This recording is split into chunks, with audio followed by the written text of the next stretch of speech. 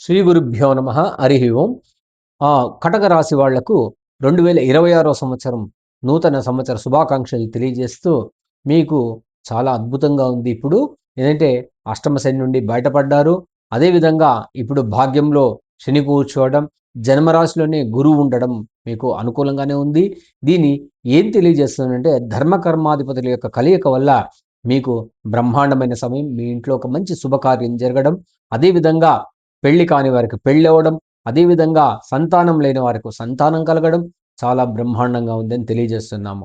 అదేవిధంగా మీకు ఇంకా కూడా ఈ కేతు ద్వితీయ స్థానంలో ఉండడం అంత బాగలేదు. అయినా కూడా ఇబ్బంది ఏమి లేదు.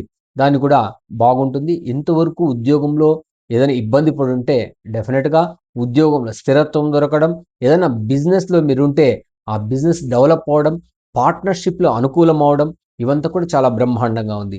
అదేవిధంగా మీరు ఎక్కడైనా ఉద్యోగంలో ఉన్నారంటే, మీ యొక్క అధికారికి, మీ యొక్క బాస్‌కు లేదంటే మీ ఓనర్‌లకు అనవసరమైన సజెషన్‌లు ఇవ్వకండి. దానివల్ల ఇబ్బంది పడతారని మాత్రం తెలియజేస్తున్నాను.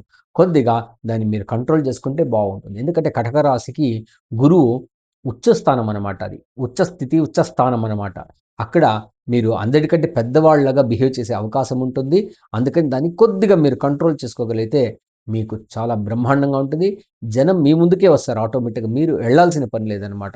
మీకు ఈ మా మా మీకు సొసైటీలో కూడా మంచి గౌరవము, మీకని ఒక ప్రియారిటీ, మీకొక సత్కారాలు, సన్మానాలు ఇలాంటివి జరిగే అవకాశం అయితే ఉంది. ఖచ్చితంగా ఉంది. ఈ కటక రాశి వాళ్లకు అంత అద్భుతమైన టైం బాగుందనమాట ఇప్పుడు. అదేవిధంగా స్థిరత్వం కూడా చాలా బాగుంది. అన్ని రకాలు కూడా బాగుందనమాట మీకు.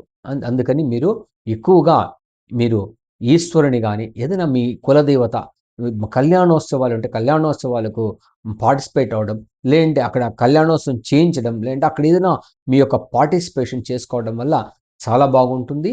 మీకు ఇంకంత వృద్ధి అవ్వడానికి ఇంకంత అవకాశం ఉంటుంది. ఇంకా మీ పిల్లలకు ఎవరైనా ఉంటే పిల్లలకు ఉద్యోగం దొరకడం, వాళ్ళు సెటిల్ అవ్వడం, ఇలాంటివన్నీ కూడా చాలా బాగా జరుగుతోందనమాట. ఓవరాల్‌గా చూస్తే కటక రాశి వాళ్లకు 85% చాలా బాగుంది. మంచి సమయం వచ్చింది మాత్రం తెలియజేస్తున్నాను. దీన్ని ఆస్వాదించండి.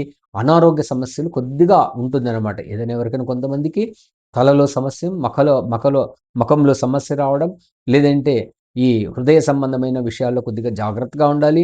అదేవిధంగా కొంతమందికి పొట్టలో వచ్చే వ్యాధుల నుంచి కూడా చాలా జాగ్రత్తగా ఉండాలి.